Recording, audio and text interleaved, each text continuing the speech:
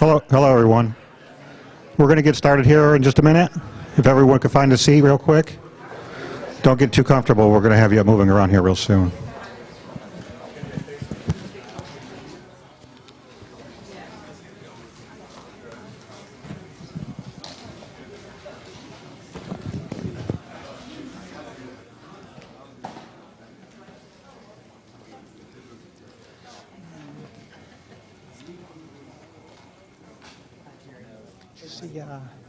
Have you seen Saeed? He's in a conference call with Mainsail. Okay. Let me call him and John. Susan. Yeah. That's okay. I mean, if that's him and John are in there, right? Yes. Okay, don't worry. That's fine. That's fine.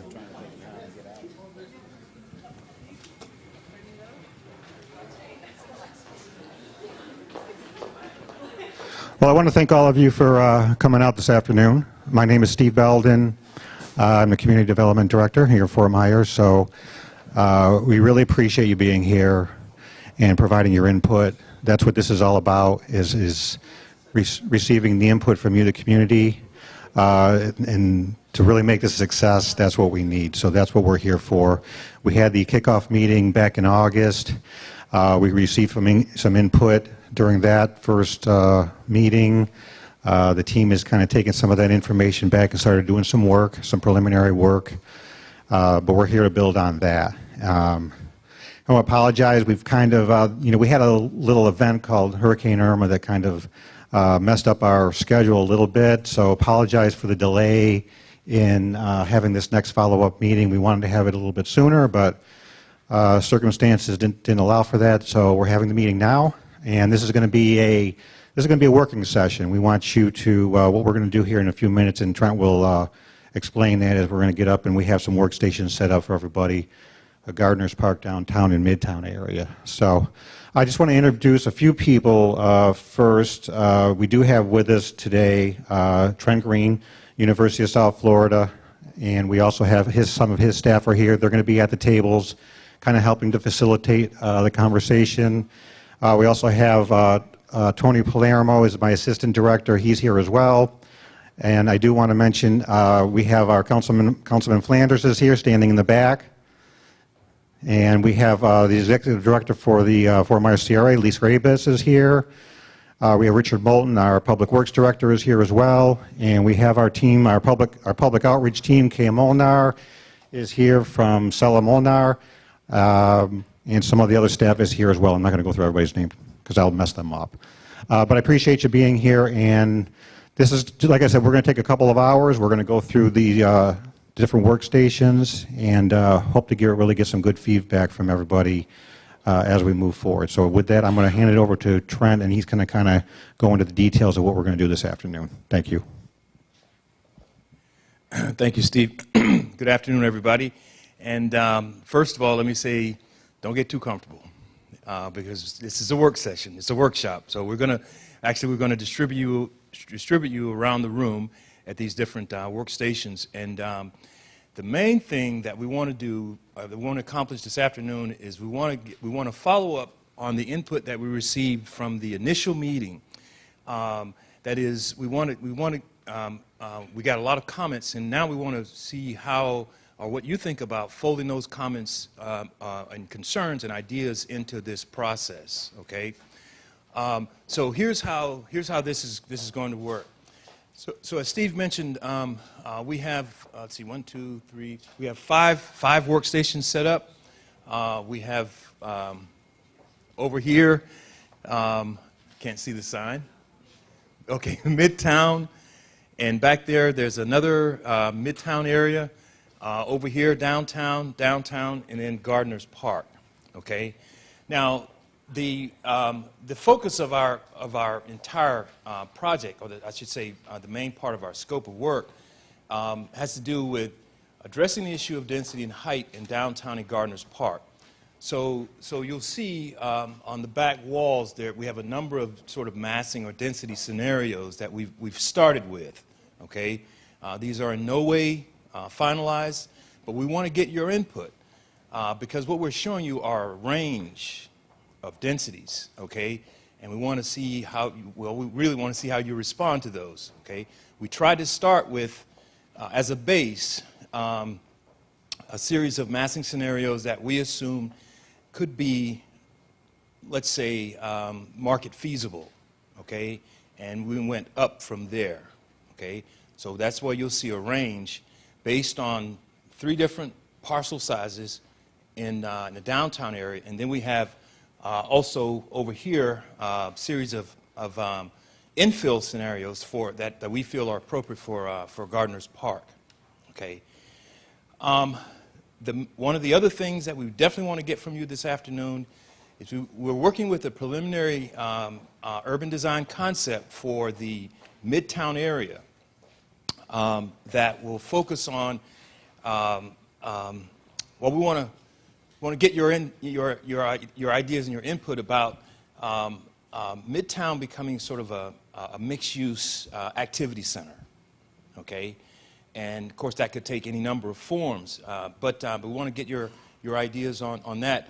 So there's a diagram on, should be on all the, well, on these boards back here that sort of shows what this idea is and how we're taking this title of an integrated downtown redevelopment strategy and how we're sort of folding that in to our process and how and what it actually is intended to produce or yield, okay? So, like I said, we've got different workstations, and we're going to let you sort of gravitate to a workstation starting out, but remember, we're going to rotate you. We're going to spend about 20 minutes at each workstation because we definitely want to hear from everybody, okay? So please keep your comments brief. If you don't feel like you've had enough time to express yourself, we've got we've got markers, we've got pencils, there's a comment sheet. My staff, they're going to be asking you to, actually, they're going to put a marker in your hand and say, what does it look like? Okay, show us, okay, make us sketch or scribble anything, okay? But we need that level of input, okay? So with that, I think we're ready to go ahead and start moving around.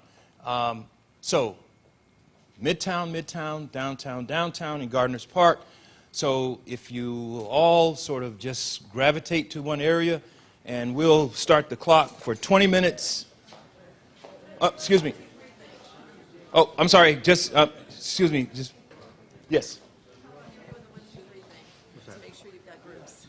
Well, and I was just going to say here, if everybody could kind of divide up evenly as much as you can, so we're not heavily weighted in one table or another. Everybody's going to get an opportunity to go to every table. So if we can just kind of split up fairly evenly, that way we're not kind of overloaded in one area. Thank you. Okay. Okay.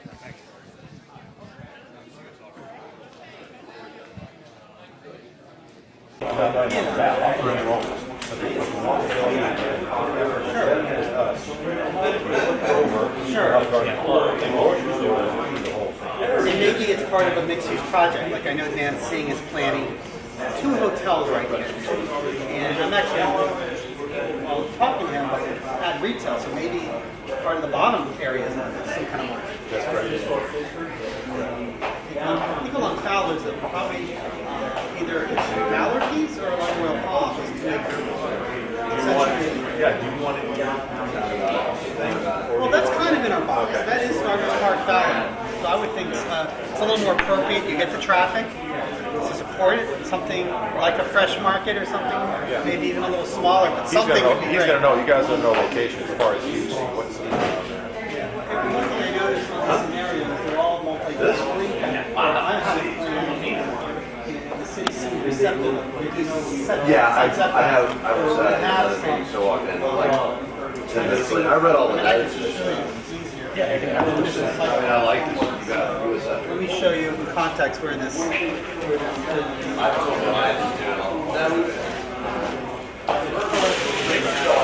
Here.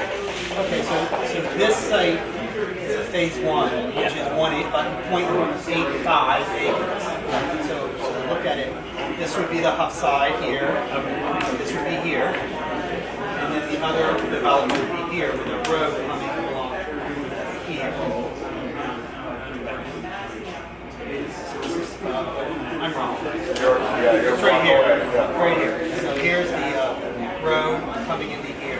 Here's, yes, yeah, and we actually, Former's development team actually made it better by suggesting to move the road. So the road, it's not rear loaded, but my point is, this is a fourplex townhome, but these are homes with reduced side setbacks. Okay. We're at 10 feet. So I guess my point is it doesn't all have to be multifamily. You can still have high density with smaller scale homes. I guess we're looking at 1,700 square foot for these and about 1,500 square foot for these townhomes, all with garages. So if you don't do garages, the cars are going to be kind of like all over the place. You want a clean kind of like looking with some green space. Okay, so this is more of a live work block. Yeah, with a little maybe a gallery or some kind of retail on one of these units, parking here. But I have to say the city's been receptive to this initial plan. And getting a formulation of what kind of density do you guys suggest? Street suggest would go a long way of saying, well, looks like this can be supported. Well, after many meetings, Gardner's Park came to the conclusion, once finalized, that on the actual south side of the 2nd Street, we could go to 5 stories, and on the north side it would be 3, and that was all really related to the folks that are more established as far as residents in this area. They didn't want looming buildings over their structures. So they were more apt to be, hey, it's okay to have them over here as far as 5 stories, and then here with 3. Plus, this is mostly built out anyway. And then we had the issue of Fowler Street, because in the code as it stands now, you could actually go to, I believe, 7 stories here, and that would be all the way down this. And I think the way staff use that, Rob, tell me if I'm wrong, is they're okay with the higher as long as there's a step down. Show me the boundaries. Show me the boundaries. Correct.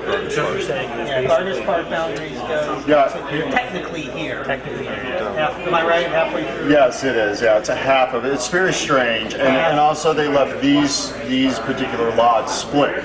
So if you wanted to make them more Correct. accessible to a builder, you would want to combine these lots. So they go from Hub Street to Fowler Street. Build condos or something. So, for instance, this is a project I know that's kind of on the table from a developer.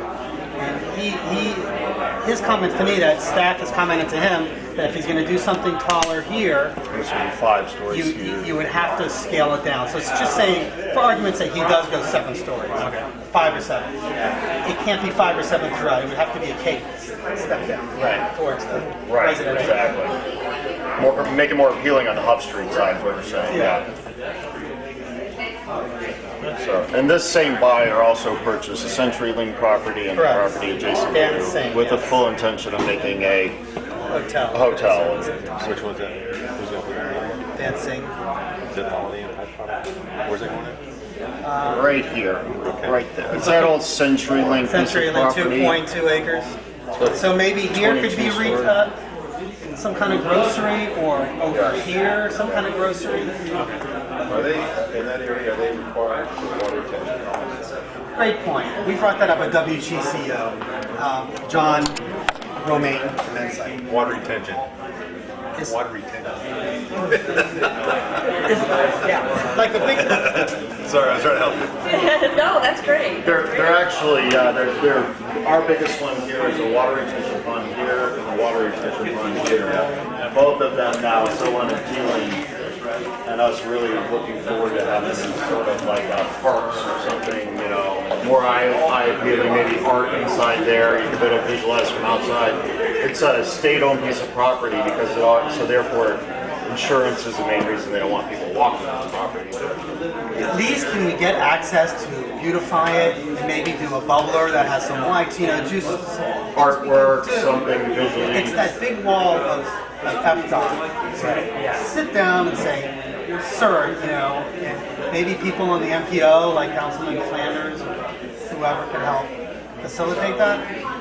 We have volunteers. Water retention is like the street. It's there. You got to take care of it. It's got to be Yeah, and ours just. taken care of. If not, it'll smell. I was recently at a meeting. In fact, the city gentleman who's in charge of cleaning that up, he said we had trouble getting access to it. So I doubt you're going to get access to it. Yes, good So, point. I'm just hoping that we can come to somewhere we get art in there or something. You can see from outside, but you don't have to go in there.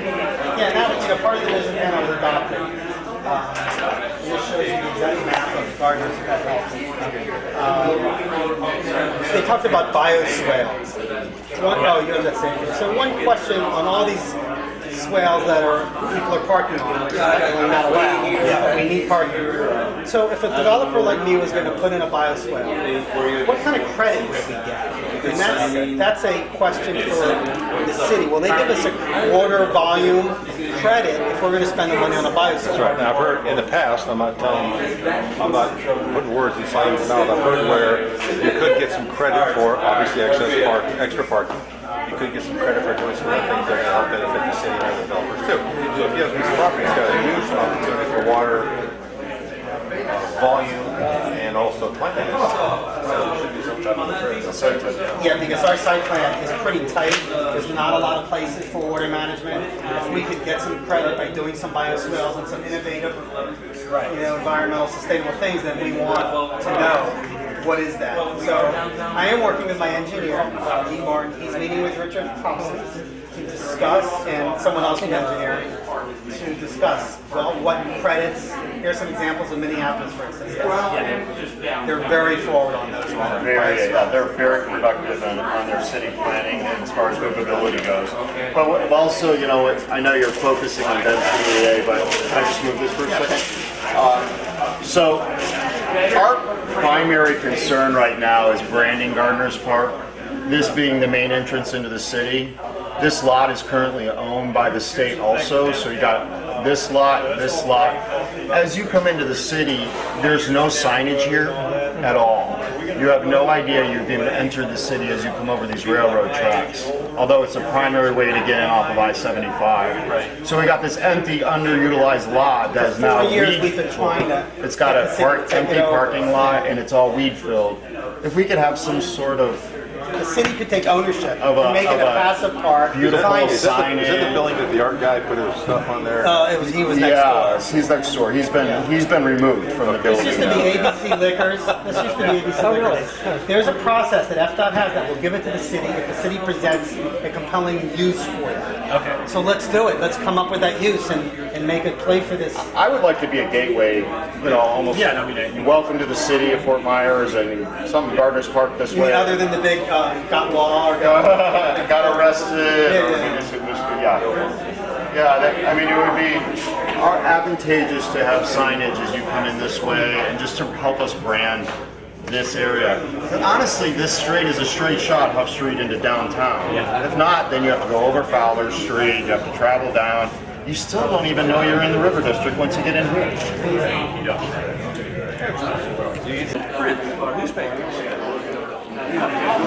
That whole economy of newspapers just completely died. And you saw like the Braden Herald one, the whole big building with the big print and it's all gone. They're all in this little building now and they're trying to get on the internet and jump on the internet. So we try to some things move faster. And in some things like doctors, we want to be the next 10 to 20 years, we're going to take a ramp up of nurses, doctors, and healthcare, and then it's going to tail off, and then we'll come back again. The kind of do both at the same time. I was just asking him.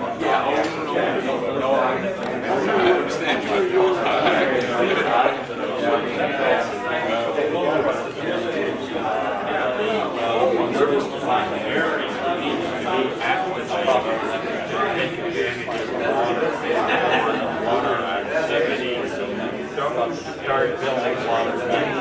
Thought to be along here.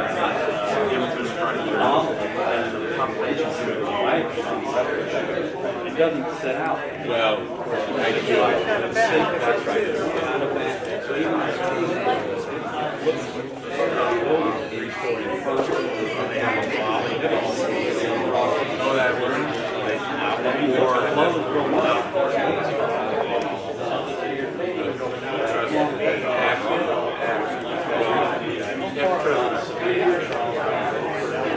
be consistent with those would absolutely be the goal. Absolutely. Yeah, I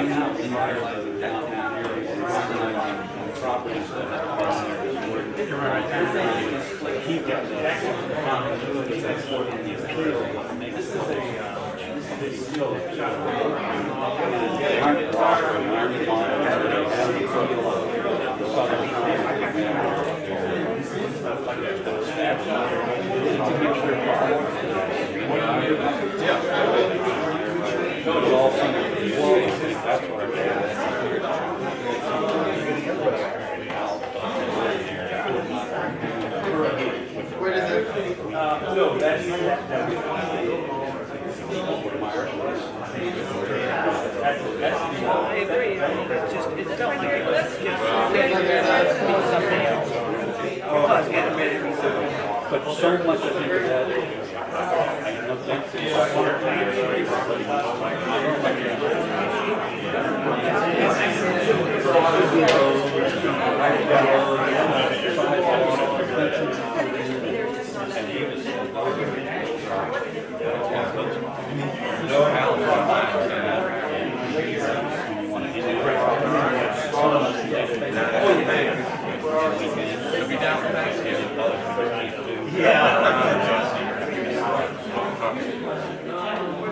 And this is the part about that. We're talking about essentially down the bridge, blue section our Fowler, down to I agree with you. We're not talking about this. And so I'm working with this essentially what the developer started off is in my how do we bring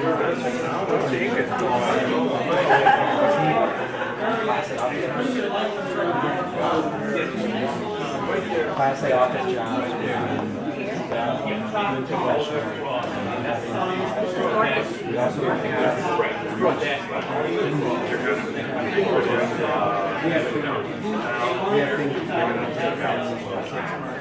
walking the streets following them.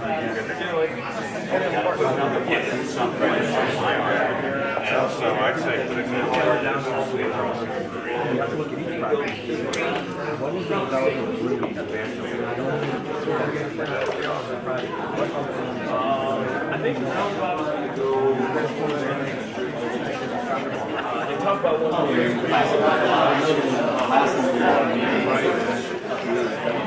not a condo, not an $800,000 condo, but good market rate apartments that are affordable for everyone. So you don't have to put down $200,000 down payment.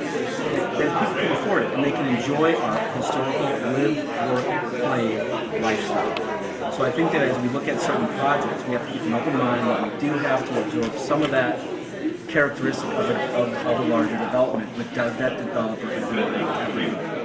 And I think that if we can select the right developer and the right project, we're all going to win. And I think that's why we're here today, is to see how everybody can influence a certain project for it to work.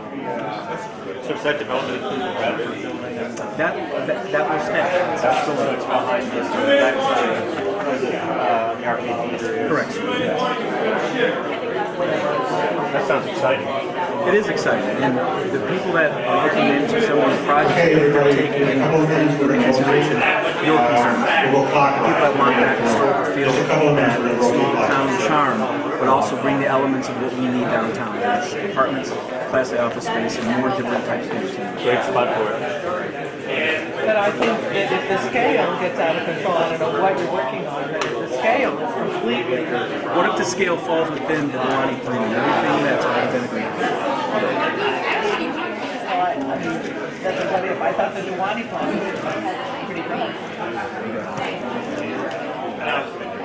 there's another issue came up with regard to the Dewani plan that was done in 2003.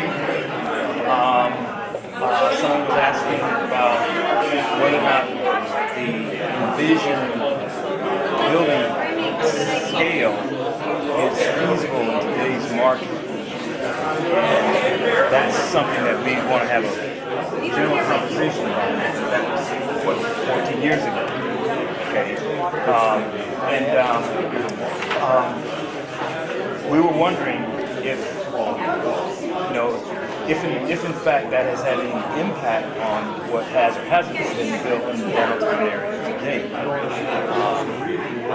But like I said, we'd like to hear more about whether or not the images, because I think I can't remember the numbers that were mentioned this, but the images sort of showed a scale that was consistent with the historic area for the most part in the downtown.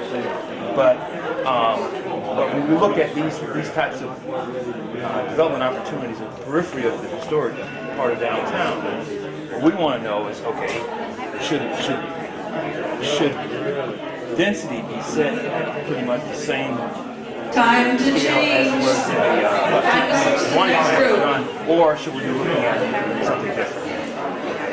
When was the decision made?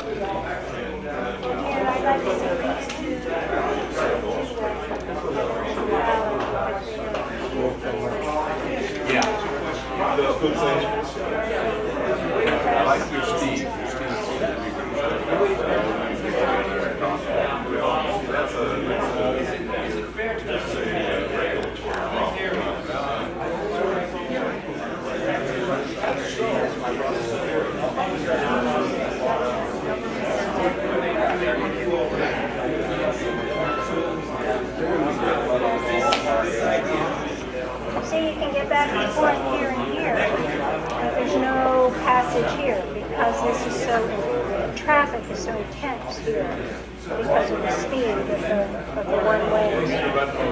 Do we need to take that these facilities are going to stay, or is that a redevelopment opportunity, or what do y'all think is going to happen there? I think the instructions is suggest whatever you will. Yeah, right Pretend that's not there. And right now they say it is as a center, activity center. That's what. We've talked to a lot of leaders in the Dunbar community and talking about how you facilitate a cultural center that reflects the diversity that lives in this area. And so if you can, integrate this, now there's baseball, volleyball, stadium, and now what's missing is a cultural facility, a multi-use, multi-level space where folks, that's different than the Florida Rep or the Sidney Byrne Davis Art Center, but that may reflect the cultural heritage of this community side. And there's some offshoot and some site parking owned by the city there that may be able to provide some ground. Would you envision that to be a publicly owned and managed facility or private, or does it really matter? I don't think it matters. I mean, I think there's a lot of opportunity for collaboration with existing organizations to fulfill the structure. But what we're looking at Midtown of development and business and green space, but how do we add the cultural component, the gathering? Where do people meet in the middle? And it's hard for me to know where that is. Is that and it seems natural that it would be there. For me, has to be more than just sports. It has to be a place where folks can congregate outside of games. A playground, a place to experience the outside, but a place to congregate for music or a public art integrative piece that people can sit on and play on. And certainly playground in any of this area would be highly appropriate. Lots of children and families come here, lots and lots of them, and there's no playground. And here is, sorry, this is like a Maybe for you me. can just write down, like, if you would, like what you can. Well, what do you want to just write playground at least right there? And Playground, then cultural center. I think another thing to think about are community gardens, and that might be part of that cultural center. I agree. Where's the community foundation going in here? Right Is this there. and here's the fire station. Yeah. So if you go down here, there is a playground, a very small playground off of somewhere right in this neighborhood. And this is high foot traffic, light traffic from the churches and some of the social service organizations on here. So it can go somewhere in there because naturally there's already spaces in this area.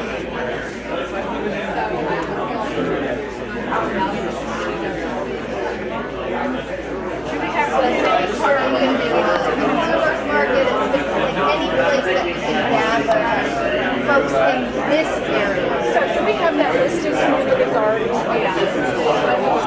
A community garden? Put on here. Where do you want to put it? I'm not quite sure where. I put it with these guys.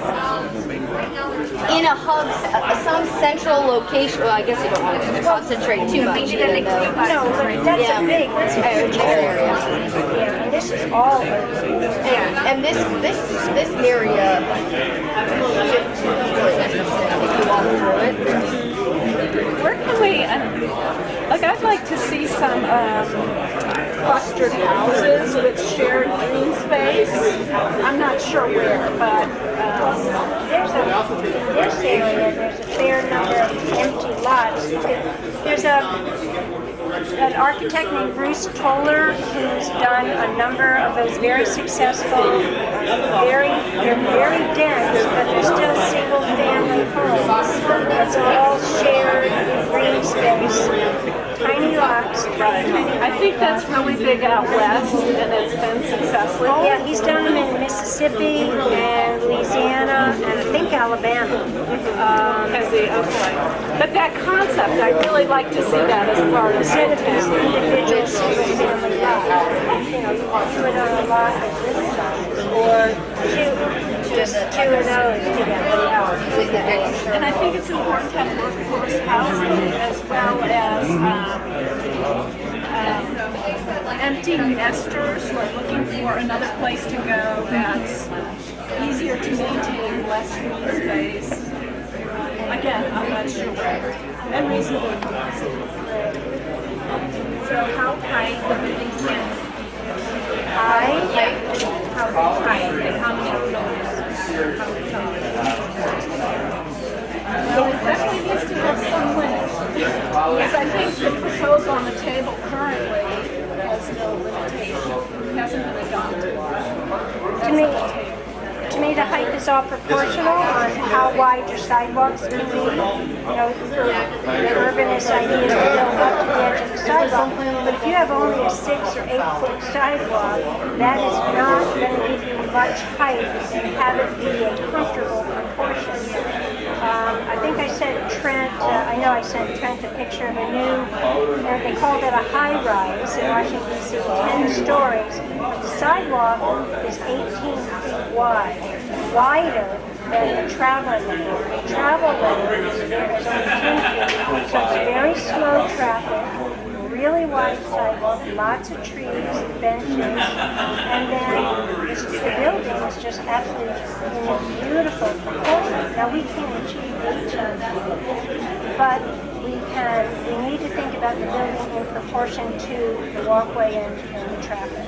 It's all a whole, what the human experiences when they're there. So right now it takes pulling teeth to just build an 8-foot sidewalk. Right.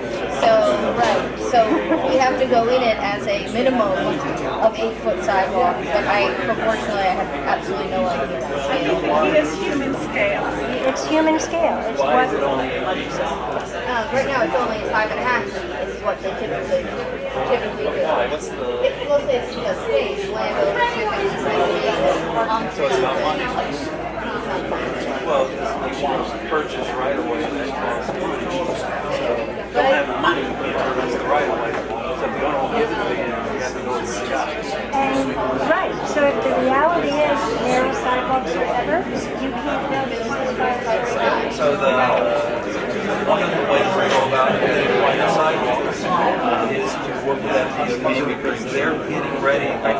least they've been holding training sessions on complete streets. And in order to get the FDOT money, you have to go to your local IPO and work with them in their planning process. But that process is not hard, and that's why we don't need to put sidewalks, because we donate to the land. And I'm just saying, like currently, even to get these sidewalks in partnership with FDOT with the NPO, it's not at least in the last 2 years, it's not been a positive effect. The other way is if you give them a bit more height, develop more height, in your plan development, DCs on the right side of the road. So you have to set your line right low enough that there's incentive for them to do those things. That's right, to get that extra height. If that's something that the city wants and it's in their comprehensive planning, and it's in the redevelopment district, then you can turn around and use the money from the redevelopment district to help incentivize the development. But it's got to be, first of all, it's got to be in the comprehensive plan because chapter 163 says that you have to follow your comprehensive plan or redevelopment plan. And number two is it has to be in the redevelopment plan itself. You can't do it unless it's in the plan. But I want to write what you said about the NPO. One of the main things this city needs is a transportation advocacy group on the justices of the city. Those decisions like climate, evidence development, way, it all goes to the trust fund for public works. I go to all the NPO meetings, this city does not work well for the NPO. They're notorious for lack of and I don't think the citizens' desires in transportation are being voiced, much less expressed at the NPO. Sure. You were on the planning board in the last comp plan review, and something mentioned the desire to turn that into value two-way. The chairman of the our own planning board said, no, we can't do that because county citizens would never be able to get the train forward. Well, we need to educate and advocate about the advantages of the transportation. Or it's not going to happen. It's very, FDOT has to change,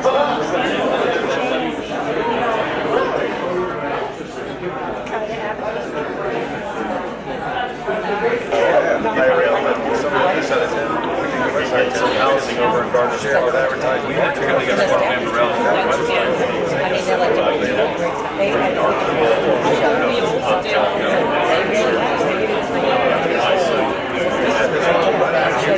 Really attractive, nice double wide road right here.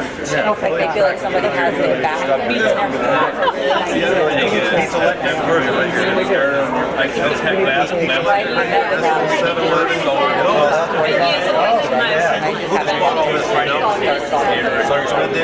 So obviously they know what's going on.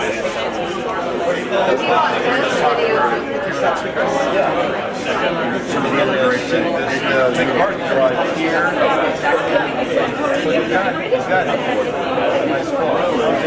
I can use that for our non-public because our highest cost was electricity. The water department. And then the city's in the process of trying to raise funds with DOT to pay the 4-laning the rest of the way towards downtown. I thought it was a little further along than this,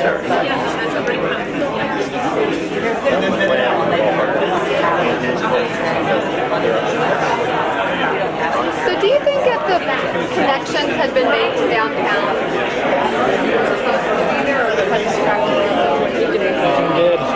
Excuse me.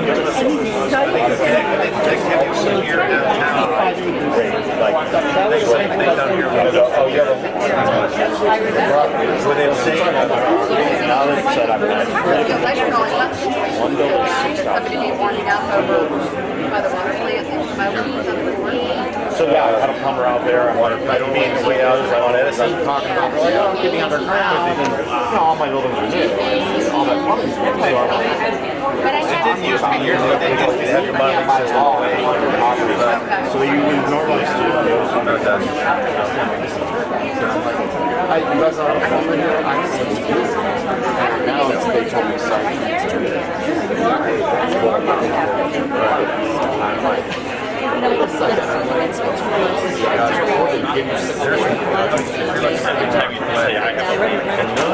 it's gotten to the point now where I'm like,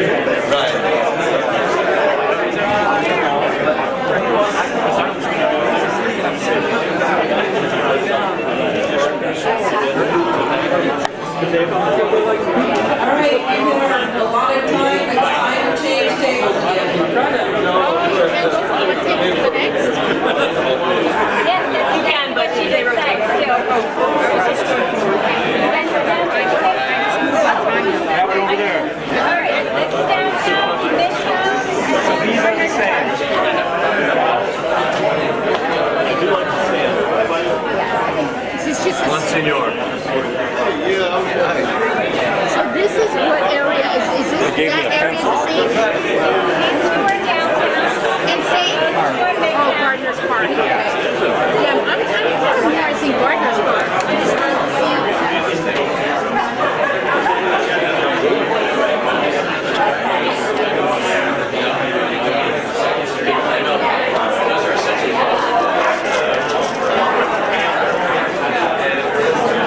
So Bruce, I said, I was gonna say that. What, the historic downtown? This way. This is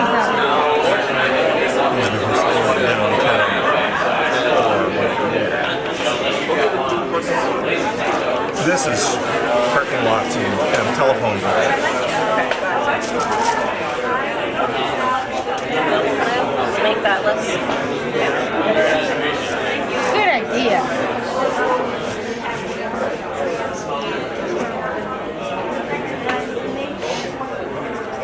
High density.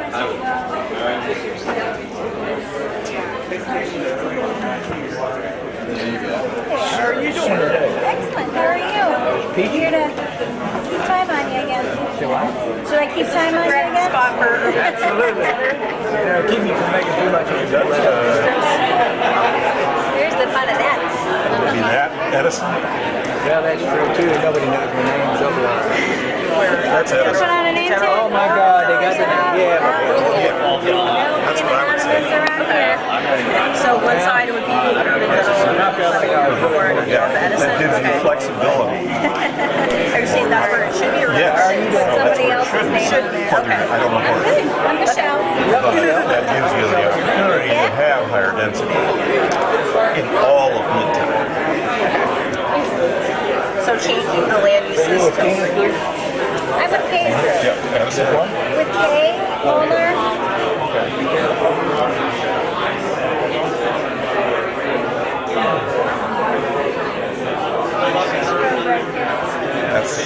That's evidence. Oh, Dean's Park is part of, Dean's Park is not part of Gardner. Here. It's not part of Gardner. Right, no. But I believe it's still historic, correct? Yes. So this becomes two-way.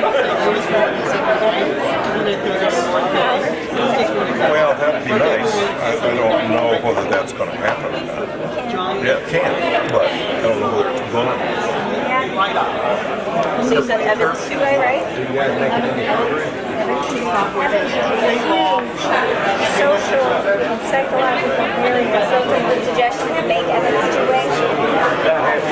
This wouldn't be high density. No, on the other side of Fulton. Only on the other side. Yeah, Not this,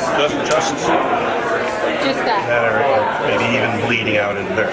Second Street That's is second. the line. That's Second Street. Second Street's the line where downtown, the historic downtown, Start is really right evident. here. So this would just still be low rise.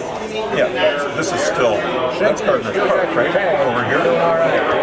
So, yeah, right here. So, yeah, that would be the line. That's Gardner's that part of downtown, High yeah. density or High high density. rise? Both. At what level? Now it's upside down.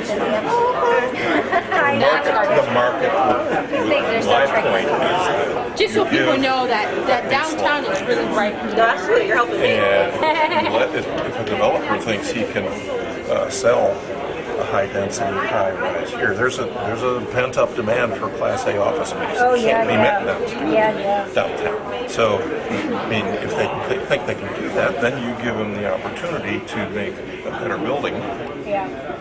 and get increased density. Right. So that's my way of approaching density.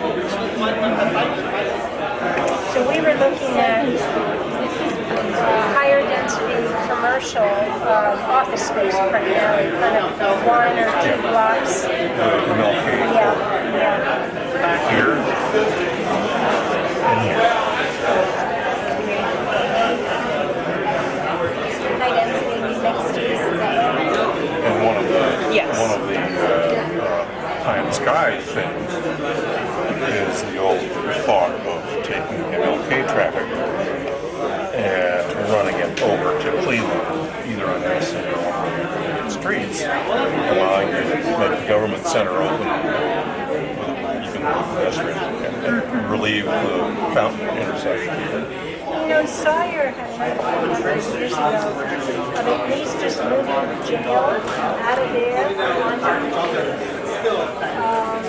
which would cut down a whole lot of Yeah, plus the accidents and stuff. Yeah. So that's what I think it's a great idea. Move jail because if we can't move the road, we can at least reduce the Good. How are you doing? You're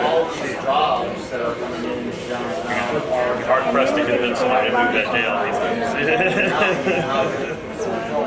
Dropped a lot of cash. Well, they'll go as soon as the rents get out. I mean, if this is successful, if you put higher value property, You're doing the hard work. it's like the lawyer's office.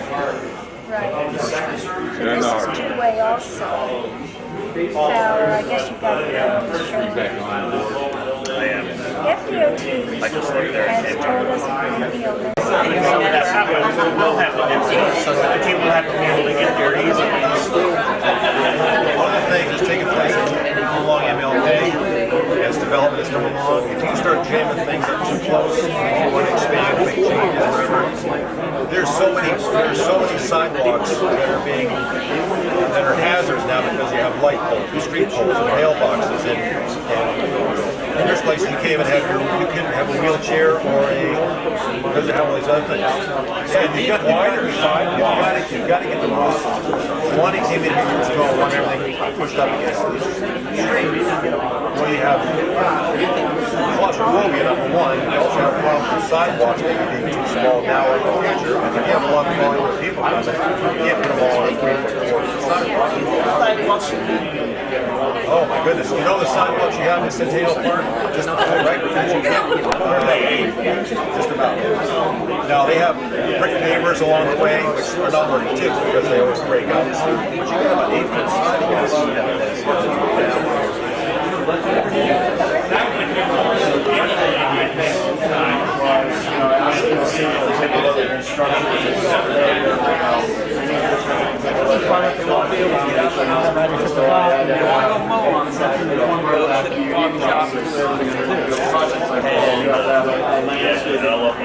So when you talk about high density, what does the residential portion of that? Trent and I have had discussions about how big should they be for landscape and things like that.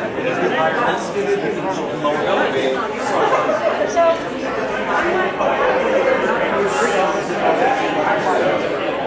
So many states.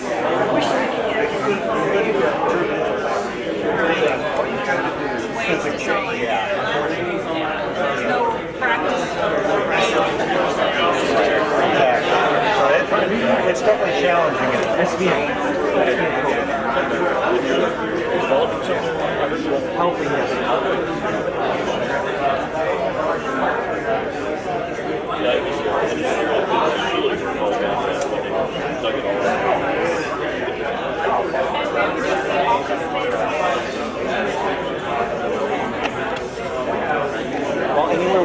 single-family home?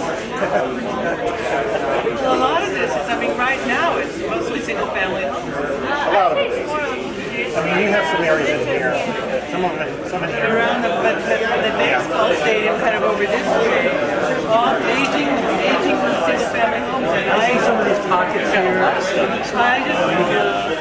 I see this as more. I see this as more of your workforce rentable living, possibly with some second. This is really right for So down by Edison? workforce housing, housing that people can afford. Exactly. And,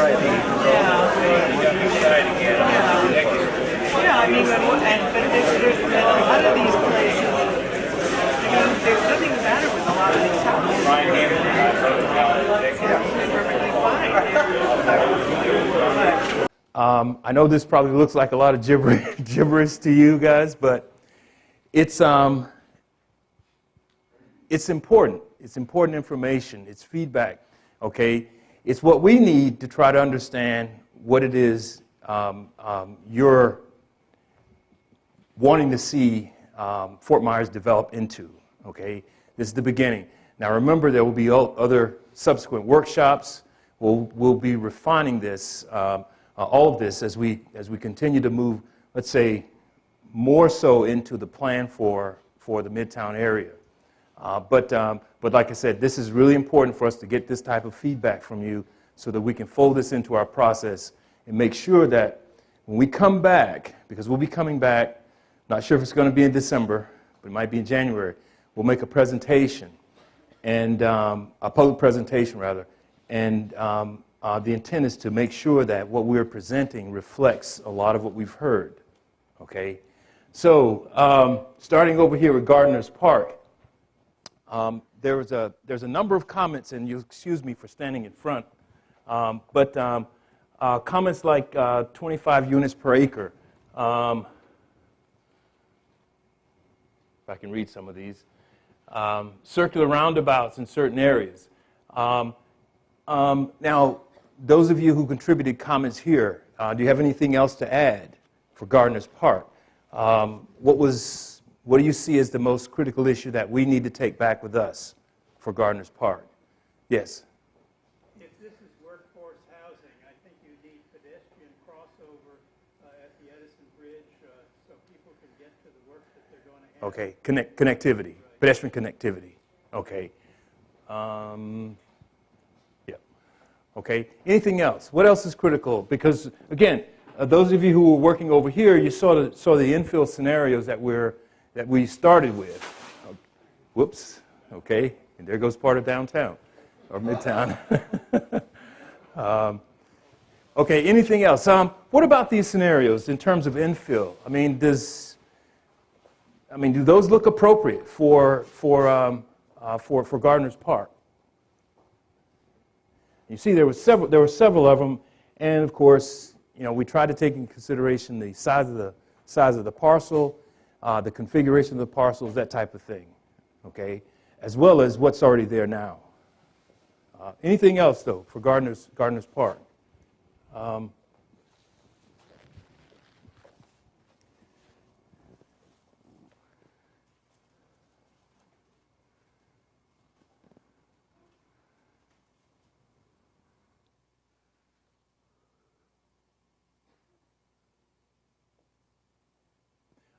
Somebody mentioned Arts District.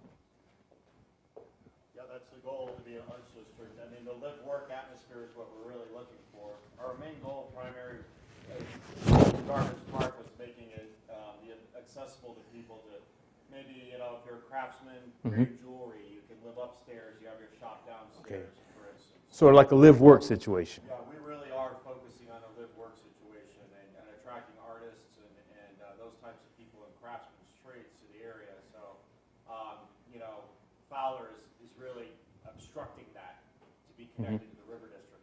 Okay. So if we could address the traffic pattern is really crucial to making Gardner's Park successful, but the branding of the signage and things are really our concern right now. Okay. If you're going around the corner to go north, for instance, in the North Fort Myers, and you take Park, if you try to take some of those streets around the curve there, it's very dangerous. So, yes. There, Okay, yeah. right. So, it makes it hard to see. Okay. So we hope that maybe the road behind the 7-Eleven, which has a current cul-de-sac, could maybe be an entrance into Gardner's Park. But right now we've got an issue as far as the traffic patterns, and we're in the butterfly state, so we constantly see people going north on Fowler Street. Okay. Very confusing. Okay. There have been so many accidents at Thompson and Fowler. I don't know how many, but I would like to know. Okay. I'd love the police to tell me how many are there, because I've witnessed a lot of them, I've recorded a lot of them, and a lot of them are bad. So I hope, being a state road, that we can address the state again and say we need to go back to a two-way situation. Okay. Let me ask you this. I think this is Second right here. And Second, of course, connects to downtown, goes through Gardner's Park, and ultimately connects to Dean Park, right? There's a lot of vacant land, right, clustered along Second. Most of them are smaller lots, of course. But on our concept diagram, we sort of showed this sort of asterisk or star to suggest that this could be the beginning of like a neighborhood center of sorts in Gardner's Park. Does that make sense? There's the dance studio that's there now on Second? Laboratory Theater. Right. Which is, Okay. And they are really, they're now where we hold our community meetings. Okay. So they are becoming kind of that area you're talking about. Okay. All right. Especially in light of First Street, Second, going back to two ways on each would help that viability for a town center there. Okay. And then you're talking about the densities. Yes, we all seem to be on the same page of 25 units an acre. Just the housing's going to be a smaller scale, Mm-hmm. and we want it to be attainable. Right. To be able to be attainable, you need to be at that, whatever the 250, the 200, whatever those price points are, to be smaller scale. Right. So Right. as long as Okay. you have your water management and landscaping and its exceptional architecture, we think Okay. we can hang in there. Jeff. All right. Yes, Gene. Okay, so Gardner's Park, the people there have had a lot of planning sessions, and I think they've sort of identified what it is they want. Mm-hmm. I don't live there, but I'd be more than willing to see, just defer to what the residents. Okay. But I guess my concern, though, is, okay, they determine what they think is appropriate height density for Gardner's Park, but you go across but somebody in Gardner, I don't know where the demarcation is for Gardner's Park, but somebody with a single-family small bungalow could find themselves next to a 20-story or... No. And in fact, we talked about that at the listening session, and I think on one of the massing scenarios for downtown, we actually we're starting to investigate this a little bit more so. How could massing in downtown transition on the west side of Fowler to the east side into Gardner's Park? And this idea is part of this bigger urban design concept about connectivity. Okay, each neighborhood has its own identity, obviously, but we're trying to look for ways to connect everything up. Okay. Trent, so that we can record everyone's comments, we need to pass around a microphone. Oh, okay. So anyone that wants to speak, Okay. just raise your hand and I'll bring it around. Okay. Any other comments on Gardner's Park before we move on to?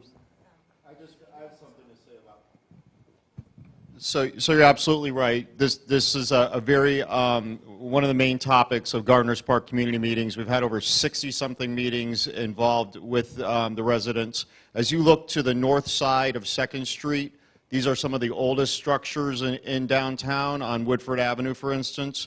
So a lot of those residents were very concerned about the height of the buildings.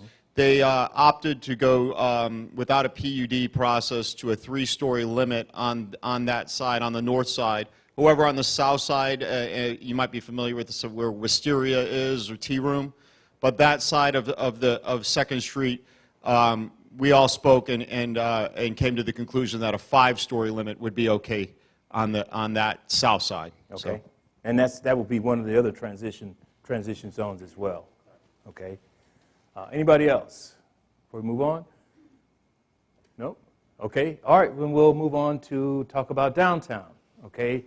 Now, there's a lot of, There are a lot of notes on here, and who was at this table? Was this? Yes, please help me interpret. Kim, take the mic. Thank you. Okay, so a lot of our analysis had to do with more so having access to the waterfront and engaging in the waterfront.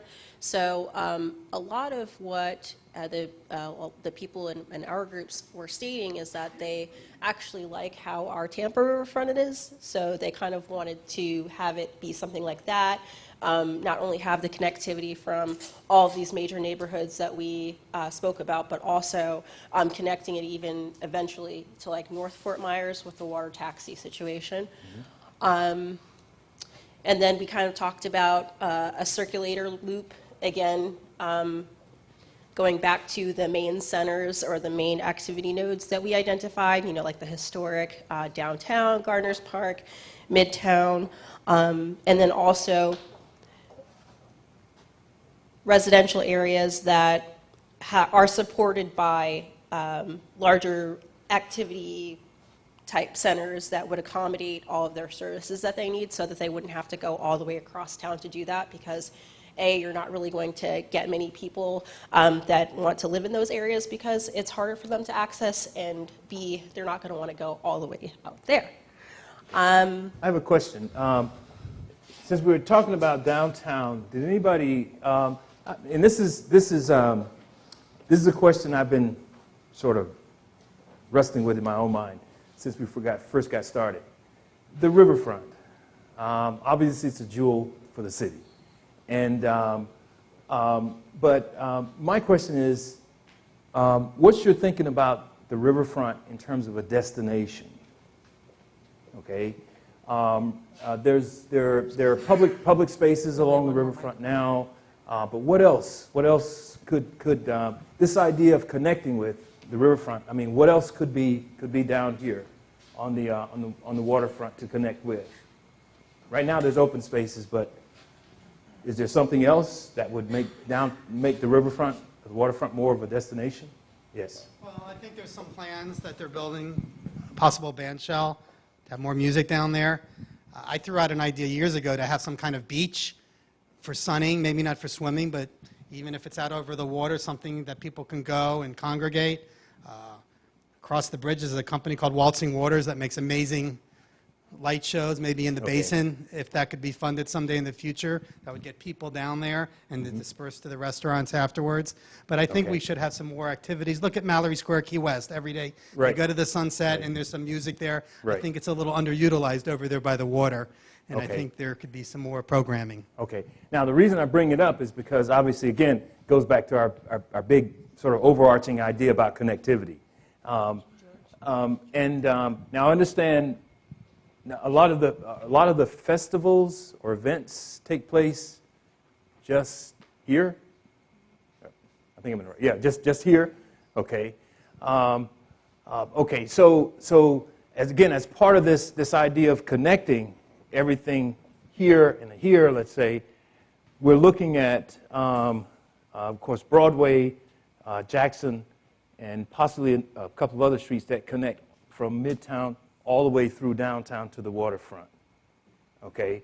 And those would be streets that we'll call them multimodal, but those will be the primary pedestrian streets that connect you across much of the downtown and midtown sort of area. Yes, Gene. Yeah, in regards to the riverfront, I'd like to see it maintain as much open space as possible, and any infrastructure that went in should be just for the public, such as a band shell or lawn games or something, or a dog park. I mean, but it should be maintained for public open space. And so we can always have these type of events a couple of times a year. I used to live in Manatee County, and Bradenton had a waterfront that was empty, and they used to have their seafood festival there once a year. Well, they filled it up with condominiums and restaurants, which is nice, but now they have to have their seafood festival in Palmetto, which galled the people of Bradenton no end that the Bradenton Seafood Festival is now in Palmetto. So so obviously, I'm from Palmetto. I thought it was good, but yeah, just maintain the open space. All right, good.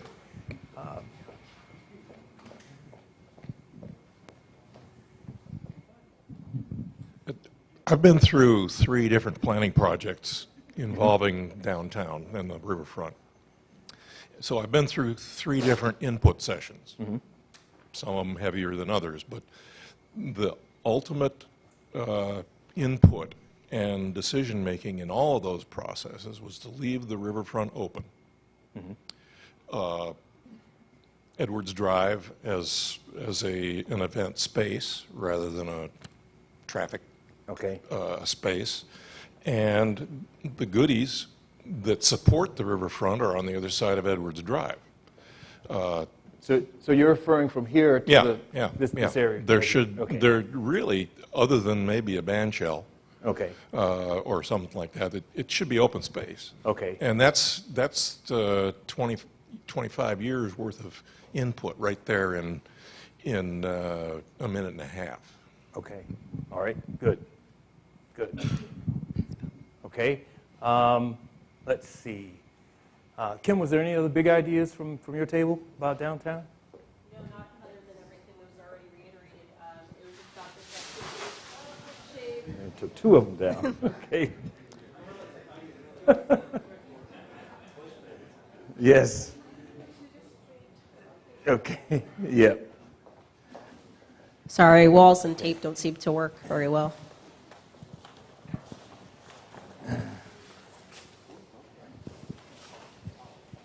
Okay.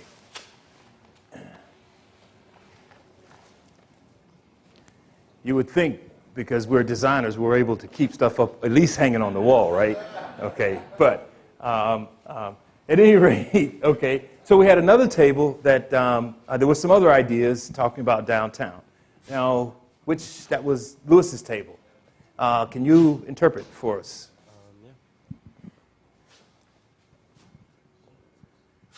So obviously one of the main things was keeping the historic character of the center of downtown and the flow of heights moving outward. One of the proposals we had was right along MLK to have this corridor kind of be where a higher density or buildings with more height can start to arise there. So, and people that we talked to afterward seem to agree with that statement. So, okay. Now, we had also this map that sort of shows a lot of publicly owned land, and when we look at downtown, we're trying to identify what we call opportunity sites. That is, sites where something could be built. We noticed that there seems to be an awful lot of land on the periphery, that sort of southeast periphery of the downtown, between, let's say, Fowler and MLK, sort of go a little bit north. There's a lot of vacant land there. There's a lot of open parking spaces, and much of it is church-owned, but some of it is not. Okay, so is that the area that they were envisioning a higher density, sort of right in this sort of?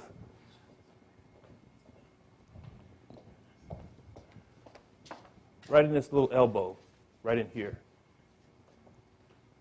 Yes.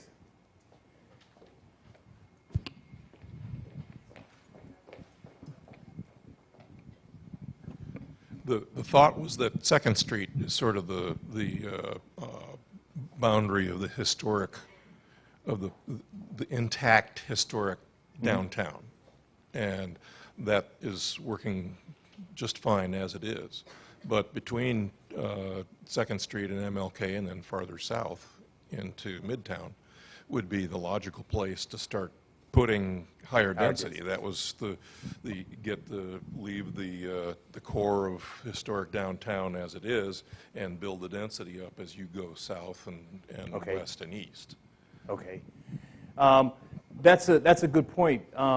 We're starting to understand better this idea when we talk about density and height, where and how transitions need to occur, because obviously that's going to be a real issue. Because one of the things that especially when we get to this area down here, where our plan for Midtown will sort of show a lot more newer structures, let's say, that could be built. But this issue of transitioning in terms of height and massing, from one area to the other, is going to be real critical. We already talked about up here, and maybe right in here also, from downtown to Midtown. Okay. Okay. Anything else on downtown that you wanted to mention? So there was some comments about having more Class A office space, more entertainment, and then affordable housing was another big issue. Okay. Okay. Entertainment. Whose idea was that? And what type of entertainment for downtown? Give me an example from some other place that you've been or experienced. Yes. In Rhode Island, they have what's called River Fire, and that's held normally during the warm months there. Mm-hmm. But around the perimeter of what ours would be our water basin, they have a night event, and they do artists and music, and it attracts a lot of people. Mm-hmm. Food trucks. Mm-hmm. And food trucks have always been a source of contention downtown because of the restaurants not wanting to be taken away. However, events like that attract hundreds of thousands of people, and some people do not want to eat at a food truck. Exactly. And they would choose to eat in a restaurant like myself. So I think things like that would be really crucial. We really need to get to the millennials, providing them with more things to do, focusing on them, and the fact that we have 3 major tech hubs in downtown now. Those are the people that we really want to cater to for housing. Higher incomes, tech jobs usually attract higher incomes. So we feel like Gardner's Park would be helpful in that regard because we're so crucial to downtown. Okay, good. Anybody else want to add anything to that? Of course, that term keeps popping up in all of our discussion. Millennials. Okay, so again, we're trying to process that and try to understand better. Okay, so we have a lot of established conditions throughout the downtown area, let's say, and we're trying to understand better, well, what should we be considering or thinking about that's going to do exactly that, that's going to appeal to younger demographic, let's say. Yes? Yeah, I think also the fact that we have so much water and it seems like there's really not a big draw to it. It's all downtown, which you're doing a great job. But I think making a much larger dock out there, either a floating dock from wood or something, or even concrete, but even a floating dock would be safe. And then have events like he's talking about that would include people with boats and to come out and park. So you're taking advantage of the water. I mean, that's the biggest draw, and it's not being utilized. Okay. That's an interesting point because somebody brought that up a while back. You know, in Tampa, of course, we have Gasparilla, and that's a flotilla of boats that just sort of come into the Hillsborough Bay, up towards the Hillsborough River and the Garrison Channel, for the most part. And it's, of course, in January, so it's real festive. But that's our big waterfront sort of event. Now, is anybody familiar with Gasparilla? Okay. I mean, can you see something not maybe as big or whatever, or as raucous, but can you see some type of water event actually happening downtown? okay? And again, I'm asking these questions because we're trying to figure out when we get to this, really fleshing out this idea of connectivity, we want to know, well, what can we connect, what should we be connecting with, okay? Yes? The mic. What happened to the microphone? Oh, there it is. Yes. To go back to events downtown, you're asking like what type of events draw millennials. I think that there's a lot of different like brewery, like beer and wine festivals. There's music festivals, and those are like, 1 or 2 days, whether like what kind of genre you want. And that's like when he went back to like band shells or amphitheaters. Like I'm from Iowa, and in Des Moines along our river, there's, canals, but on each side there's band shells, and we have bridges across the river, but we closed down one of the bridges, and that's where the brewery festival was across there. So it's closed down from noon to 4, but that's bringing people downtown. You're over the water, being able to experience that. Is that near the museum? It is near, I think it's on the Courthouse Road, in between downtown and the East Village. Okay. So, and then even like going back to like Chicago, like they have the riverfront there too. In some areas they have fake beaches, and in some areas they have the wall, where the wall is where the bike path is. But where you give the fake beach, it kind of winds around. So how those kind of trails could connect to Midtown, and biking, you can do those rental bike hubs, so hubs around the city that people can use those to connect, and having like trails and systems like that could get them down here. That's a recreational, and then the entertainment aspect. Okay, good. One of the things that we haven't gotten yet is a list of all of the events that currently occur in downtown and where they actually occur at. Okay, all right. With regard to the river, a continuous river walk is extremely important. I know it's in our codes. I believe it's in our comprehensive plan. It has not been consistently adhered to, unfortunately, and it's hard to get back what you've given away. But the Florida State Sun Trail and Greenways and Sun Trail, the plan is to bring a multi-county trail up Evans and then go across the river on that bridge.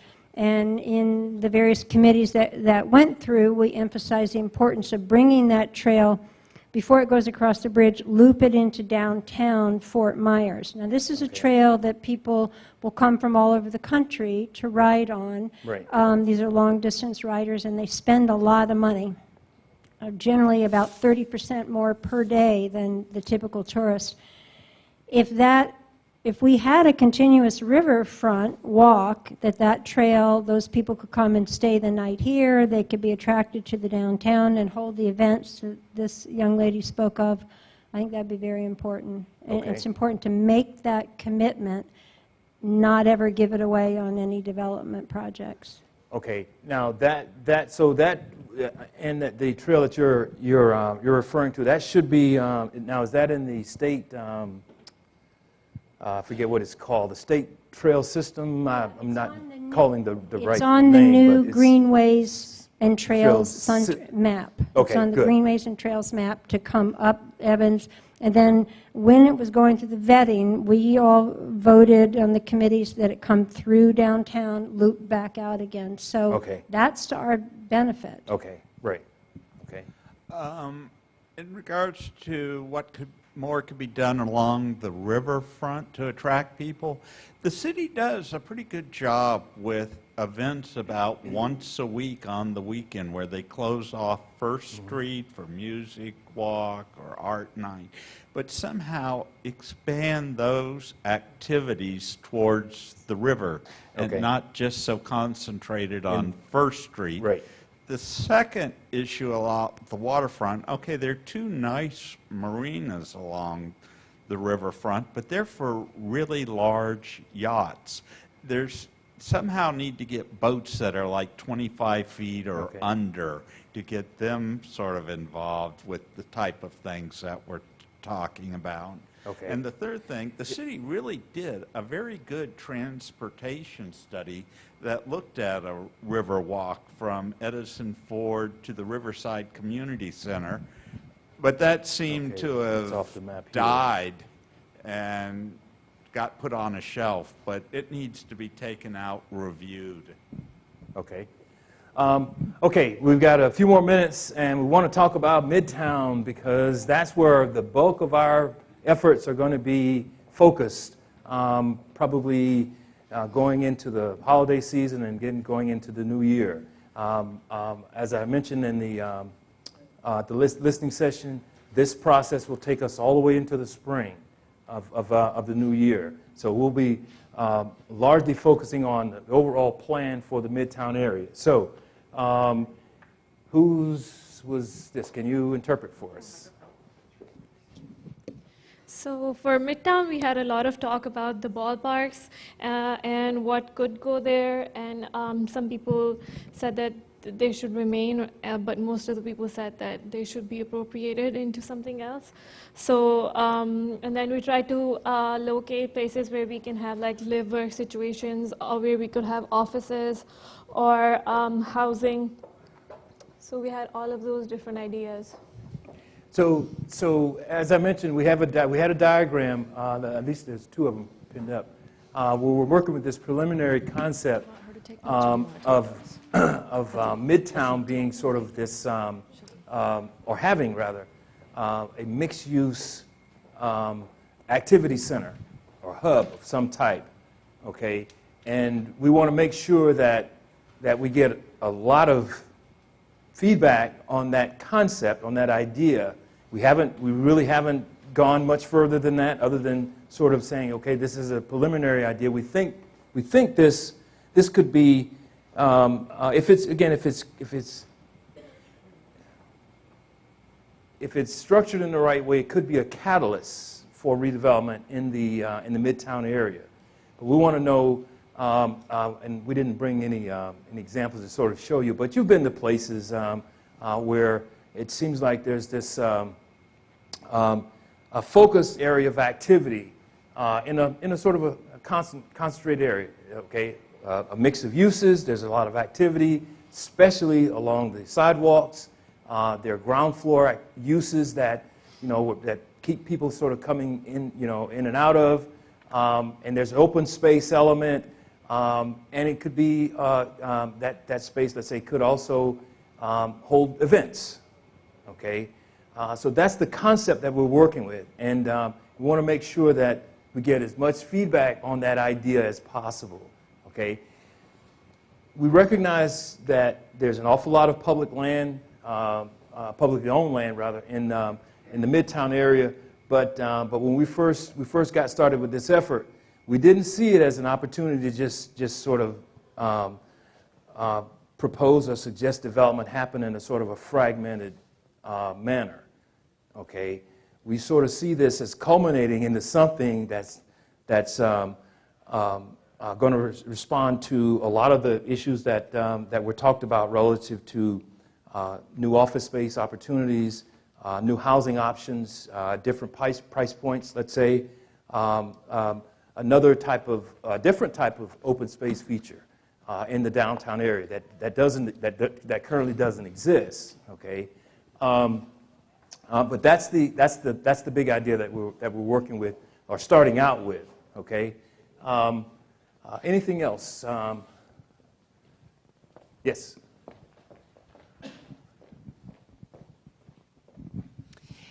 Talking about the Midtown area, we were talking about the ball fields, and I think one thing that we need to really think about is that looking at the owned properties, we should, I feel like, start kind of with a blank slate. Not necessarily look at them as, okay, the stadium is here, so we can't really do anything with that building. Well, we can. I mean, that's something that I think that we really need to look at and say, hey, is this a really functioning building and something that we really wanted to hang on to, or is it something that could be better? And, you know, are the ballparks, is that something that we really, you know, feel like that's what our focus should be, or could it be better? Could it be, you know, a place to have an anchor for Midtown? Because I feel like a lot of times we get, you know, people don't think, okay, this could be something different because they've always seen it as the ballparks, or they've always seen it as the stadium, or those kind of things. But I think that that area could definitely be better, and we don't have to just keep it the way that it is now and build around it, or, you know. Okay.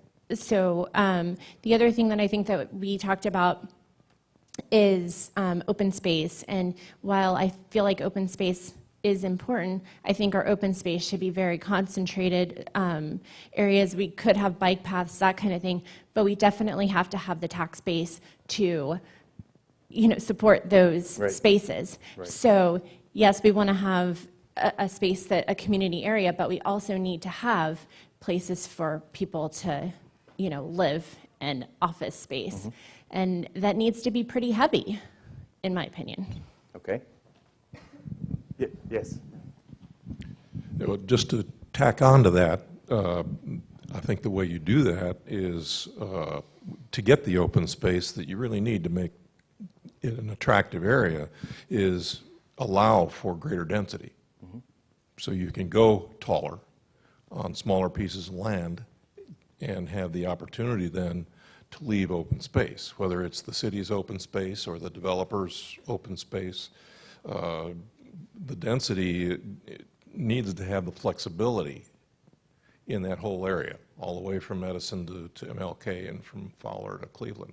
That needs to have density flexibility so that we can find ways to get the open space and the kind of density that we need. Right, okay, good.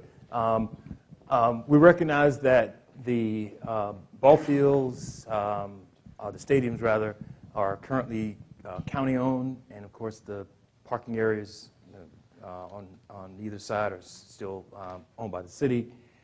So we're sort of wondering if they can get together and start talking about this, okay? We don't know that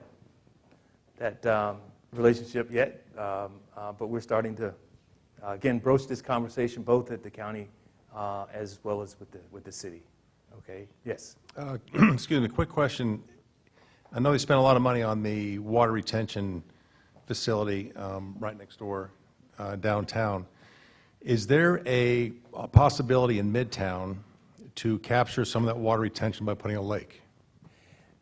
Good point, because that was part of the big idea for this activity hub. And I mentioned an open space as a sort of an anchor, okay? But that open space could also be a central stormwater facility for a lot of new development that we might envision in the Midtown area. Okay, so yes, we'll be exploring that idea as well. So, yes, who had the last? Okay, go ahead. Got about 5 minutes, folks, and we'll let you go home. Okay. Okay, so we have got inputs like the MLK has to be more activated with buildings on both the sides, like instead of just having parking spaces right next to MLK, and having like wider pedestrian walks from Midtown to downtown. And 18 feet would be the max building height. 18 stories? 18 stories. Okay. Sorry, yeah, 18 stories. And 8 feet can be for sidewalks. And yeah, it can, like, the Fowler can have two-way traffic.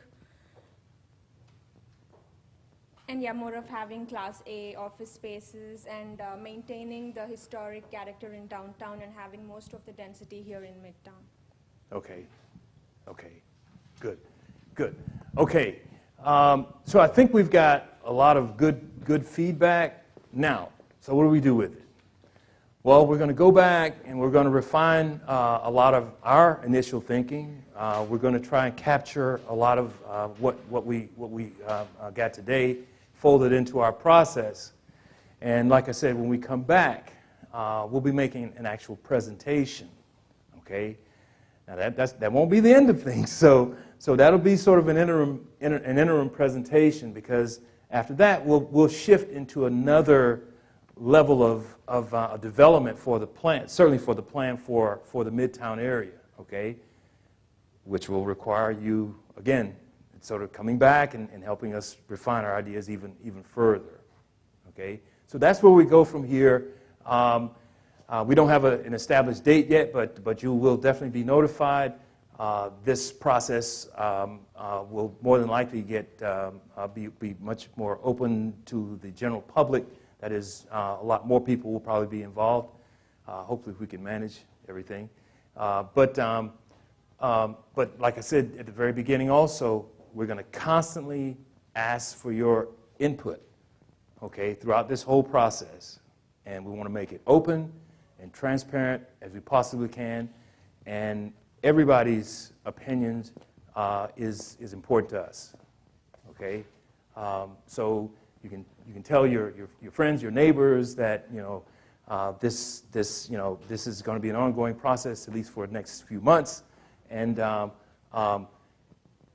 they can channel any ideas, any concerns, any issues through either Kay's office or through Steve's office or directly to us, okay?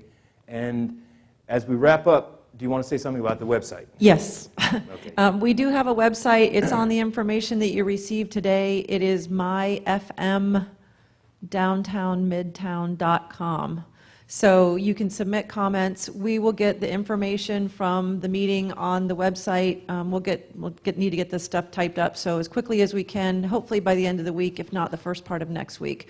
Information that was gathered at the first advisory committee is on the website now, and some of the maps, but we'll get all the documents on the website so that it's available for everyone. So when we submit to the website, can other people see what's been submitted? Can we see what each other are submitting? No, but we'll put together a technical memorandum at the end, and so we're keeping track of that. We're putting together, like what we did in the last meeting. All the comments will be together, so you will be able to see them eventually, but it's just it's a submission that comes into our office. How are you letting the public writ large know about this website? We haven't really put it out to the public at large because we wanted to keep the advisory committee and get your ideas first. We will be putting that out. There's a lot of people in the study area, so it will likely be through publications, advertisements, probably variable message signs, the changeable signs, to let them know what's going on and getting with some of the community organizations.